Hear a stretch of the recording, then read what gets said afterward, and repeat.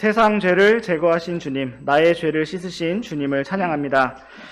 이 시간에도 주님 말씀을 통해서 주님을 힘차게 바라보기 원합니다.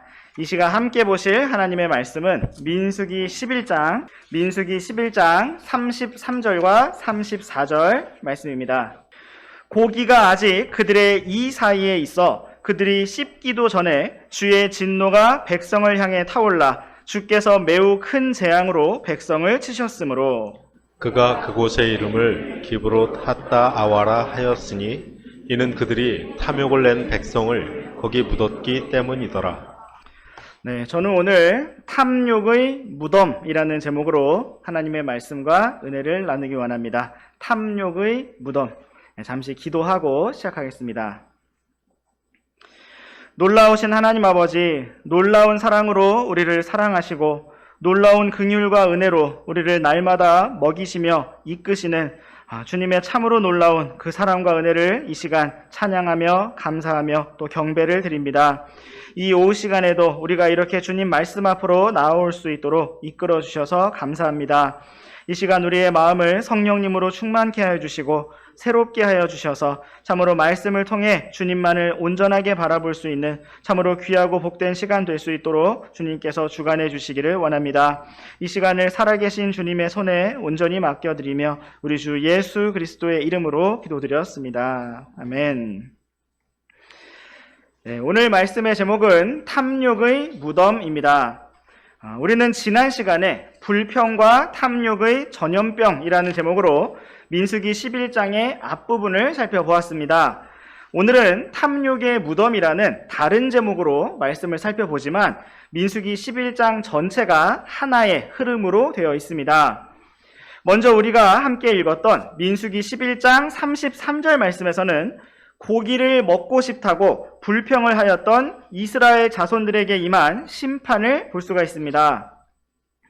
그들은 하나님께서 고기를 주신 것을 직접 목격했고 실제로 그 고기를 먹으려고 입에 넣기까지 하였지만 아직 고기를 씹기도 전에 주의 진노로 인해 재앙을 맞이하게 되었습니다.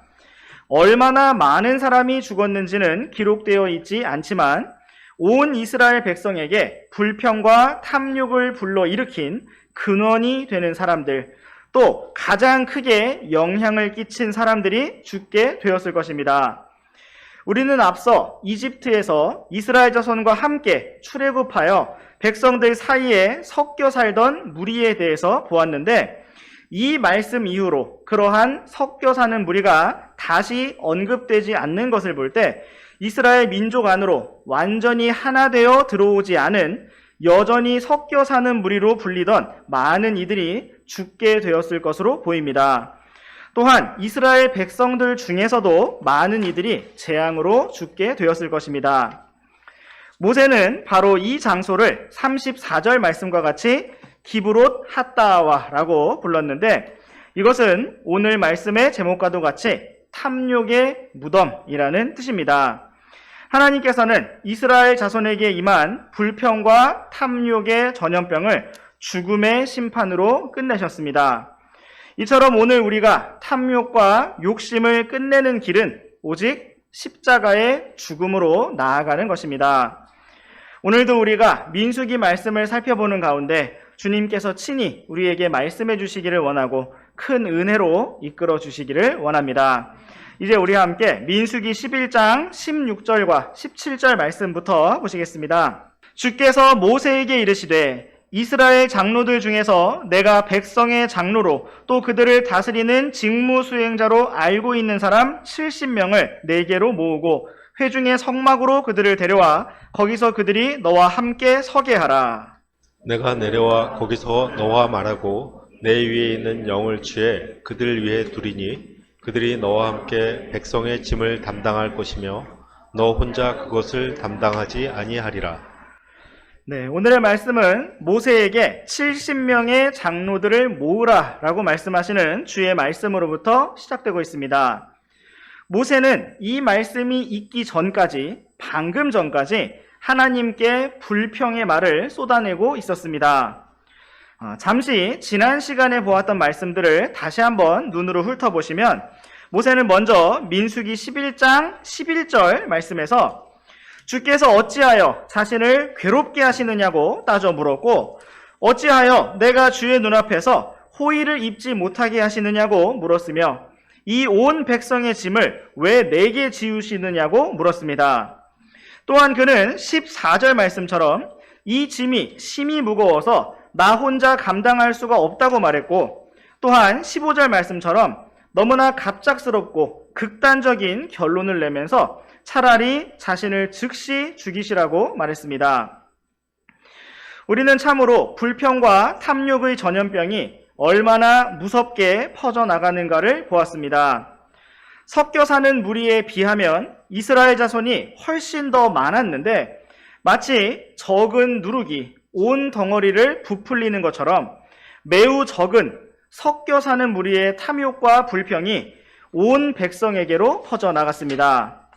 또한 그들 중에서 누구보다도 깨어있고 믿음이 강력하다고 할 수 있는 모세까지도 이렇게 절망하고 불평하게 만들었던 것입니다. 그러나 우리 하나님은 모세보다 크시고 이스라엘 자손보다 크시며 광활한 우주보다 더 크신 분이십니다. 이러한 모세의 불평과 아주 괘씸한 말들, 공격적이고 극단적인 말들은 결코 하나님을 자극하거나 하나님을 도발하거나 그 어떠한 영향도 주지 못했습니다. 사람을 완전히 초월하시는 하나님께서는 여전히 모세를 사랑하셨고 긍휼히 여기셨으며 이스라엘 자손을 자신의 약속의 말씀대로 약속의 땅으로 이끌어 가기를 원하셨습니다. 아마 저 같았으면 이토록 자기를 죽이시라는 너무나 괘씸한 말을 내뱉은 모세가 결국 살려달라고 말할 때까지 고통을 주거나 잘못했다고 말할 때까지 외면하고 침묵을 하거나 여러 가지 방법들로 벌을 주었을 것입니다. 그러나 하나님께서는 여기에서 모세에게 그 어떤 다른 처벌이나 반박이나 책망의 말씀이 아니라 정말 모세가 필요로 하는 것을 먼저 응답해 주고자 하셨습니다. 하나님께서는 모세에게 70명의 장로들을 모으라고 말씀하셨고, 모세에게 주셨던 동일한 주의 영을 그들에게도 주셔서 그들이 모세와 함께 짐을 지게 하고 함께 그 일들을 담당하게 할 것이라고 말씀하셨습니다. 불평과 탐욕으로 가득한 이스라엘 온 진영 위에, 그러한 모세 위에 사랑과 은혜와 긍휼의 하나님께서 계셨습니다. 참으로 언제나 이토록 놀랍게 우리를 이끄시고 인도하시는 주님을 찬양합니다. 이제 우리 함께 계속해서 민수기 11장 18절부터 20절까지 말씀 번갈아서 읽으시겠습니다. 또 너는 백성에게 이르기를 내일을 대비하여 너희 자신을 거룩히 구별하라. 그러면 너희가 고기를 먹으리라. 너희가 울며 주의 귀에 대고 말하기를 누가 우리에게 고기를 주어 먹게 할까? 이집트에 있을 때가 우리에게 좋았다 하였으므로 주께서 너희에게 고기를 주사 너희가 먹게 하시리라. 너희가 하루나 이틀이나 닷새나 열흘이나 20날만 먹을 것이 아니라 그것이 너희 콧구멍에 넘쳐서 너희가 그것을 역겨워할 때까지 한 달 내내 먹을지니 이는 너희 가운데 거하시는 주를 너희가 멸시하고 그분 앞에서 울며 말하기를 우리가 어찌하여 이집트에서 나왔던가 하였기 때문이라 하라 하시니라. 하나님께서는 70명의 장로들을 세우라고 말씀하신 이후에 이스라엘 백성이 그렇게 먹고 싶다고 하던 고기를 주시겠다고 하셨습니다. 그런데 이스라엘 자손이 너무나 이쁘고 사랑스럽게 기도를 잘한 것이 아니라 불평과 원망을 쏟아낸 것이므로 단지 고기를 맛있게 먹고 즐기라고 복으로서만 주시는 것이 아니라 질릴 정도로 먹이시며 잘못을 알게 하실 것이라고 말씀하셨습니다. 아마 저 같았으면 그들이 불평했던 그 만나를 며칠 동안 주지 않고 쫄쫄 굶게 했을 것 같은데 하나님께서는 오히려 더 주시는 쪽을 선택하셨습니다. 먹고 싶다고 했던 고기도 주시고 그것을 통해 여전히 그들을 돌보고 계심을 보여주시며 음식을 통해 그들을 가르치실 것을 말씀하셨습니다. 이제 다시 18절 말씀을 보시면 그들은 누가 우리에게 고기를 주어 먹게 할까? 이집트에 있을 때가 우리에게 좋았다라고 하였습니다. 이 말 속에는 크게 두 가지 잘못이 들어있는데, 첫 번째는 누가 우리에게 고기를 주어 먹게 할까라는 말 속에 그들을 인도하시고 돌보시는 하나님께서 마치 존재하지 않는 분인 것처럼, 혹은 고기를 주실 능력이 없는 분인 것처럼 의심하며 그렇게 여긴 것이고, 두 번째는 이집트에 있을 때가 좋았다라고 말함으로써 과거에 대한 왜곡된 기억과 함께 지금 주님의 인도를 받는 이 길이 좋지 않다고 여긴 것입니다. 하나님께서는 이것에 대하여 너희가 울며 주의 귀에 대고 말하기를 이라고 표현하셨습니다.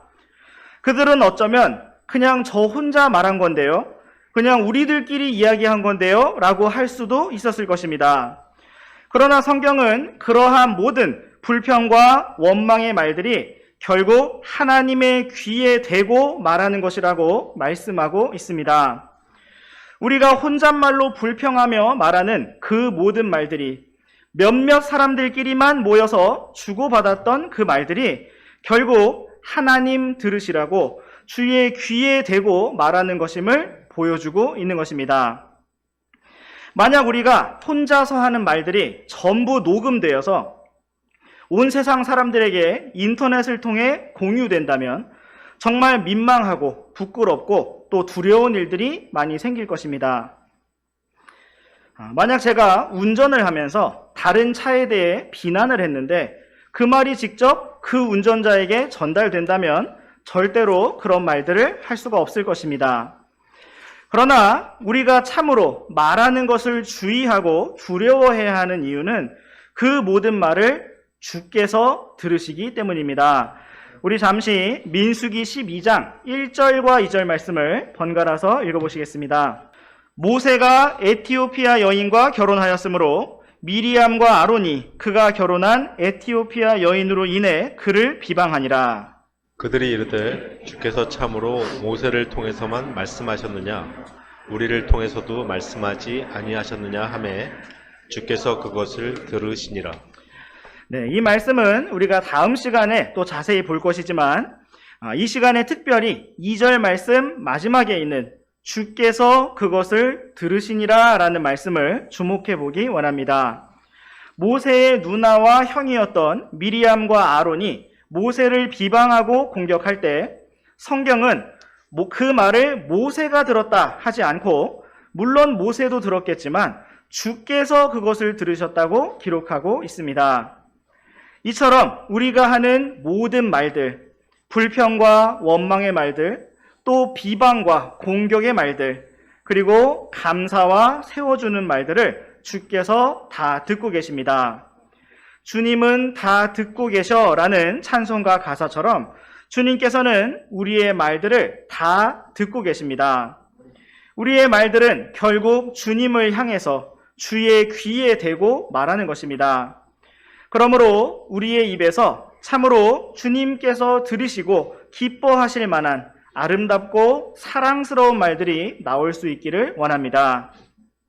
다시 민수기 11장 20절 말씀을 보시면 중간쯤에 너희 가운데 거하시는 주를 너희가 멸시하고 그분 앞에서 울며 말하기를 우리가 어찌하여 이집트에서 나왔던가 하였기 때문이라 라고 말씀하고 있습니다. 이스라엘 자손의 모든 불평과 원망의 말들은 그들 가운데 거하시고 인도하시는 주를 멸시한 것이었고, 그들을 여기까지 이끄신 주님의 구원하심과 돌보심을 다 부정하는 것이었습니다. 그들은 이러한 말로 주님을 멸시하고 시험하였습니다. 이제 우리와 함께 계속해서 민수기 11장 21절부터 23절까지 말씀을 번갈아서 읽으시겠습니다. 모세가 이르되 나와 함께 있는 백성은 걷는 남자가 60만 명인데 주께서 이르시기를 내가 그들에게 고기를 주어 그들이 한 달 내내 먹게 하리라 하셨으니 그들을 위해 양떼와 소떼를 잡은들 그들에게 족하겠으며 그들을 위해 바다의 모든 물고기를 함께 모은들 그들에게 족하겠나이까 하매 주께서 모세에게 이르시되 주의 손이 짧아졌느냐 내 말이 내게 이루어지는지 이루어지지 않는지 이제 내가 보리라 하시니라.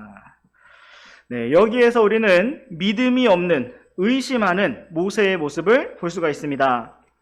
하나님 앞에 온갖 불평과 분노의 말을 쏟아내던 모세는 70명의 장로들을 세우라는 말씀과 고기를 주어 한 달 내내 먹게 하시겠다는 말씀을 듣고 그게 가능하겠느냐고 묻고 있습니다.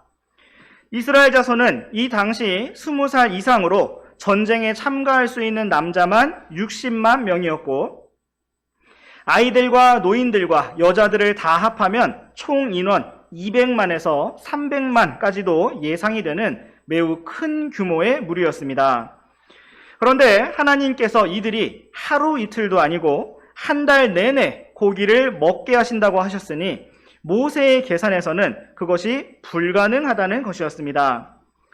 지금 가지고 있는 양떼와 소떼를 다 잡아먹은들, 바다의 물고기들을 다 모은들 가능하시겠느냐고 물었던 것입니다.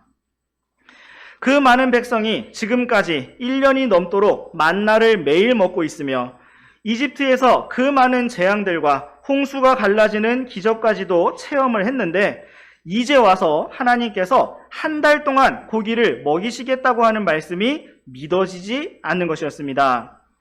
모세가 이렇게 믿음이 없는 상태가 된 것은 여전히 불평과 원망의 영에 육신의 생각에 사로잡혀 있었기 때문입니다. 그러나 하나님께서는 이러한 모세에게 23절 말씀처럼 주의 손이 짧아졌느냐라고 물으셨고 직접 보라고 말씀하셨습니다. 참으로 오래 참고 긍휼이 많으신 하나님이십니다. 여기에 나타난 주의 손이라는 표현과 관련해서 우리 성경 구절을 찾아보도록 하겠습니다. 요한복음 10장 28절부터 30절까지 말씀 번갈아서 읽으시겠습니다. 내가 그들에게 영원한 생명을 주노니 그들이 결코 멸망하지 않을 것이요 또 아무도 내 손에서 그들을 빼앗지 못하리라. 그들을 내게 주신 내 아버지는 모든 것보다 크심에 아무도 내 아버지 손에서 그들을 빼앗을 수 없느니라. 나와 내 아버지는 하나이니라 하시니라. 아멘. 주 예수님께서는 그분을 믿고 구원을 받은 성도들, 영원한 생명을 받은 성도들을 자신의 손으로 지키시겠다고 말씀하셨습니다. 아무도 내 손에서 또 모든 것보다 크신 아버지 하나님의 손에서 빼앗을 수 없다고 말씀하셨습니다. 오늘 우리에게 주님의 손은 보호하고 돌보시는 참으로 안전하고 강력한 손입니다. 우리가 지금까지 지내온 것이 주님의 크신 은혜인 것처럼 앞으로 나아갈 길도 주의 손을 굳게 잡고 주님과 함께 나아가기를 원합니다. 이제 우리 다시 민수기 말씀으로 돌아오셔서 민수기 11장 24절부터 30절까지 말씀을 번갈아서 읽으시겠습니다. 모세가 나가 주의 말씀들을 백성에게 고하고 백성의 장로 70명을 모아 성막 주위에 세우매 주께서 구름 가운데 내려오사 그에게 말씀하시고 그의 위에 있는 영을 취해 70명의 장로들에게 주시니 그 영이 그들 위에 머물 때 그들이 대언을 하고 멈추지 아니하였더라. 그러나 그 사람들 중에서 두 사람이 진영에 남아 있었는데 하나의 이름은 엘다시요 다른 하나의 이름은 메다시더라. 그 영이 그들 위에 머물렀더라. 그들은 기록된 자들 중에 있었으나 성막으로 나가지 아니하였으므로 그들이 진영에서 대언을 하니 한 청년이 달려와 모세에게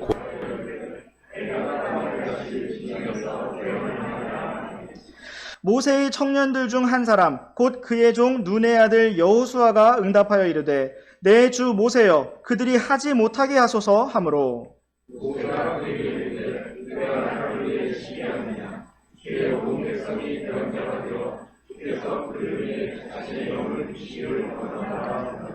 모세와 이스라엘 장로들이 진영으로 돌아왔더라. 네, 24절 말씀에서는 모세가 나가서 주의 말씀들을 백성에게 고하였다고 기록하고 있습니다. 여기에서 우리는 모세가 어떻게 주님 앞에서 돌이키고 믿음을 회복하게 되었는지 그 어떤 과정이나 언급도 볼 수가 없지만 모세가 나가서 주의 말씀들을 백성에게 그대로 선포하였음을 볼 수가 있습니다. 이것은 불평과 원망으로 가득한 상태에서 차라리 즉시 나를 죽이시라고 말했던, 또 하나님의 말씀을 의심했던 모세의 상태에서는 결코 할 수가 없는 일이었습니다. 그런데 모세가 참으로 놀라운 것은 그렇게 주님께 따지며 대들다가도 다시 주님의 말씀을 듣고 나서는, 그렇게 주님을 믿지 못하고 양떼, 소떼 다 잡아도 그게 가능하겠느냐고 묻다가도 주님께서 말씀하시면 그대로 순종했다는 것입니다. 우리 또한 이러한 즉시로 참되게 돌이키는 모습을 배우기 원합니다. 모세는 주께서 말씀하신 대로 장로들 70명을 모아서 성막 주위에 세웠고, 주님께서는 25절 말씀처럼 구름 가운데 내려오셔서 모세 위에 있던 영을 70명의 장로들에게 머물게 하셨습니다. 이때에는 아직 모세가 성경 말씀을 기록하고 있는 중이었으므로 이스라엘 자손들에게는 그들이 직접 손에 들고서 읽어볼 수 있는 말씀이 없었고, 다만 귀로 듣는 말씀이 전부였을 것입니다. 그러므로 하나님께서는 그들이 직접 눈으로 보고 귀로 들을 수 있는 방식으로 그들에게 보여주시고 말씀하셨는데, 그중 한 가지 방법이 바로 70명의 장로들이 진영의 곳곳에서 모세와 동일한 대언의 말씀을 선포하게 하시는 것이었습니다. 그런데 예상치 못한 돌발 상황이 발생했습니다.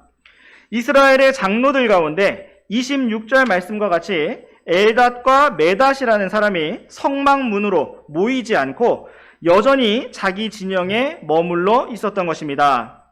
다른 백성도 아니고 장로인데 모세의 소집에 응하지 않았던 것입니다.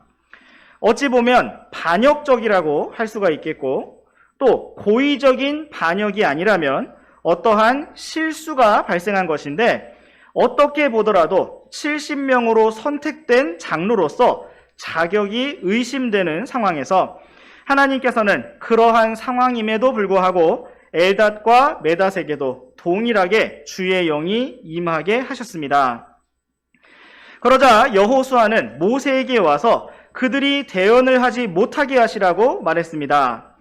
아마도 여호수아의 마음에는 그들이 그렇게 주의 말씀을 대언할 자격이 없다고 여겨졌을 것입니다. 또 어쩌면 그들이 그렇게 이스라엘의 장로로 세워질 자격이 없는 것이 여호수아만의 개인적인 생각이 아니라 객관적인 사실이었을 수도 있습니다. 그러나 하나님께서는 그들에게도 동일하게 주의 영이 임하게 하셨고 대언의 말씀을 말하게 하셨습니다. 또 우리는 29절 말씀에서 모세의 너그러워진 마음을 확인할 수가 있습니다. 모세는 먼저 여호수아가 모세를 위해서 시기하고 또 모세를 위해서 그렇게 말하고 있음을 이해하였습니다. 또한 그러면서도 그는 말하기를 주의 온 백성이 대언자가 되어서 주의 영이 그들 모두에게 임하기를 원한다고 하였습니다. 모세는 분노하면서 그 장로들을 당장 끌어오라고 하지 않았고 도대체 말을 안 듣는다 하면서 분개하지도 않았습니다. 다만 주의 모든 백성이 다 그렇게 주의 영으로 인해서 대언자가 되기를 원한다라고 말했습니다. 주의 모든 백성 위에 주의 영이 임하고 그들이 다 대언자가 되어서 주님과 교제하고 진리를 말하게 되기를 원한다라고 하였습니다. 이것을 통해 우리는 모세가 다시 주님과의 올바른 교제 안으로 돌아왔음을 확인할 수가 있습니다. 이렇게 모세가 주님과의 온전한 교제 안으로 들어오게 된 과정을 보면 그가 비록 주님 앞에 불평을 쏟아 놓았지만 혼잣말로 울면서 불평했던 이스라엘 자손과 다르게 직접 주님 앞으로 나와서 마음을 쏟아놓고 또한 주님의 말씀을 듣고 거기에 반응하며 자신의 마음과 생각을 진실로 돌이켜 변화시켰음을 볼 수가 있습니다. 그러므로 그는 주님의 말씀대로 그 말씀들을 백성들에게 고하였고 또한 그대로 순종하며 걸었습니다. 우리도 자주 넘어지고 실패하고 또 불평하고 원망하고 믿음이 없는 많은 순간들을 맞이하지만 그럼에도 불구하고 모세와 같이 즉시 주님과 교제하고 말씀 앞에 반응하며 돌이키고 순종하는 참된 믿음의 길로 나아가기를 원합니다. 이제 우리 함께 민수기 11장 33절부터 끝까지 35절까지 말씀 번갈아서 읽으시겠습니다.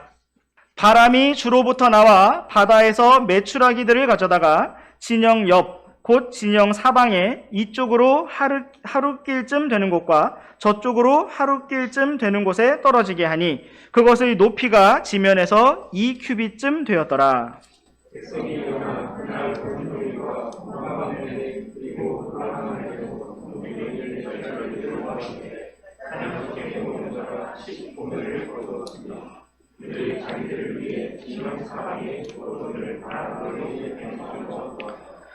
고기가 아직 그들의 이 사이에 있어 그들이 씹기도 전에 주의 진노가 백성을 향해 타올라 주께서 매우 큰 재앙으로 백성을 치셨으므로.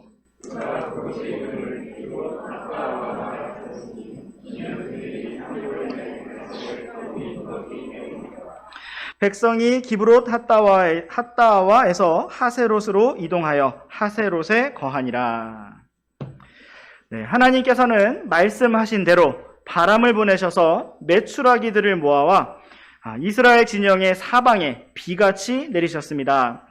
메추라기가 쌓인 높이가 2규빗쯤 되었다고 하였는데 이것은 오늘날 단위로 1m 정도 되는 높이입니다.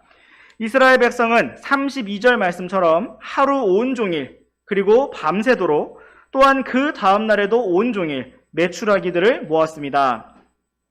그들 가운데 가장 적게 모은 자가 10호멜을 거두었다고 하였는데 호멜은 당나귀라는 뜻을 가지고 있어서 당나귀가 한 번에 짊어질 수 있는 양을 말하고 이것은 대략 230리터 정도 된다고 합니다. 무게로 이것을 계산해 보면 쌀 한 가마의 무게가 80kg 정도인데 이것이 180리터 정도의 양이 된다고 합니다. 그래서 1호멜은 대략 쌀 한 가마 그리고 반 정도에 해당하는 양이라고 볼 수가 있겠습니다. 인터넷을 찾아보니 메추라기 한 마리의 평균 무게는 대략 300g이라고 합니다. 그렇다면 1호멜을 무게로 계산했을 때 약 400마리 정도의 메추라기라고 할 수가 있습니다. 이스라엘 백성 중에서 가장 적게 모은 자가 약 400마리 정도를 모았다는 것이고 많이 모은 사람은 500마리, 600마리, 1000마리까지도 능력껏 모았을 것입니다. 4인 가족이 모두 가장 적게 모은 사람이라고 하더라도 한 가족당 최소한 1600마리의 메추라기를 모으게 된 것입니다. 백성들 중 어떤 사람들은 이러한 메추라기를 보면서 주님 앞에 불평했던 것들을 돌이키고 자백했을 것이고 또 어떤 사람들은 주님을 찬양하며 경배하였을 것입니다. 또 어떤 사람들은 이런 상황 속에서도 여전히 회개하지 아니하고 여전히 불평하며 그저 탐욕스럽게 메추라기를 더 많이 모으려고 하였을 것입니다. 이스라엘 온 백성이 가족별로 울면서 불평을 하였던 것은 맞지만 하나님께서는 그들을 전멸시키지 않으셨고 매우 큰 재앙으로 그들 중 일부를 치셨습니다. 아마도 가장 크게 불평하고 원망하고 탐욕을 냈던 백성들이 죽임을 당했을 것입니다. 34절 말씀에서는 모세가 그곳의 이름을 탐욕의 무덤 기브롯 핫다와라고 불렀음을 기록하고 있고 또한 탐욕을 낸 백성을 거기 묻었다고 기록하고 있습니다. 이처럼 성경은 탐욕에 대해서 매우 엄중하게 경고하고 있습니다. 골로새서 말씀에서는 탐욕이 곧 우상숭배라고 말씀하고 있고 갈라디아서 말씀에서는 우리가 성령 안에서 걸을 때 육신의 욕심을 이루지 않을 것이라고 말씀하고 있습니다. 또한 성령 안에서 걷는 길은 그리스도께 속한 자로서 애착들과 정욕들과 함께 육신을 십자가에 못 박은 것임을 말씀하고 있습니다. 하나님께서는 탐욕의 결과가 죽음이라는 것을 엄중하게 보여주고 계십니다. 또한 탐욕을 이기는 길이 곧 십자가의 죽음이라는 사실을 보여주고 계십니다. 죽은 자가 아무것도 원할 수 없고 욕심을 부릴 수 없듯이 주님과 함께 십자가에 달린 자만이 항상 만족하고 감사하며 주님께 순종하는 길로 나아갈 수가 있습니다. 참으로 우리가 이러한 십자가의 길, 감사의 길, 순종의 길로 나아가기를 원합니다. 오늘 우리는 탐욕의 무덤이라는 제목으로 민수기 말씀을 살펴보았습니다. 우리는 이스라엘 자손들 가운데 섞여 사는 작은 무리들로부터 시작된 아주 작은 불만족, 매우 작은 탐욕이 온 백성의 원망으로 또 모세의 분노와 불신과 의심으로까지 커진 것을 보았습니다. 욕심이 잉태하면 죄를 낳고 죄가 완료되면 사망을 낳는다는 말씀처럼 이 모든 탐욕과 불평의 전염병은 무덤으로 끝나게 되었습니다. 참으로 이러한 죄악들과 자격 없는 모습들과 또 두려운 재앙들 속에서도 우리는 여전히 모세와 이스라엘 자손을 사랑하시고 긍휼히 여기시며 돌보시는 주의 손을 볼 수가 있었습니다. 주님께서는 모세와 이스라엘 자손을 떠나지도 아니하시고 버리지도 아니하시며 자신이 약속하신 신실한 말씀에 따라 여전히 그들을 돌보시고 또 가르치시며 인도하고 계셨습니다. 바로 이러한 동일한 하나님께서 오늘 우리를 먹이시고 입히시며 인도하고 계십니다. 이제 말씀을 정리하면서 우리 함께 히브리서 말씀으로 가보시겠습니다. 히브리서 13장 5절과 6절 말씀 우리 두 구절 다 함께 읽으시겠습니다. 시작. 너희의 행실을 탐욕이 없게 하고 너희가 가진 것들로 만족하라. 그분께서 이르시되 내가 결코 너를 떠나지 아니하고 너를 버리지 아니하리라 하셨느니라. 그러므로 우리가 담대히 말하되 주는 나를 돕는 분이시니 사람이 내게 무엇을 행하든지 내가 두려워하지 아니하리라 하노라. 아멘. 우리가 탐욕이나 애착을 버리고 만족할 수 있는 것은 주님께서 나의 선한 목자이시기 때문이고 내게 부족함이 없기 때문이며 주님께서 나를 떠나지도 버리지도 아니하시기 때문입니다. 우리의 담대함은 우리 자신에게서 나오는 것이 아니라 나를 도우시는 주님으로 인하여 오는 것입니다.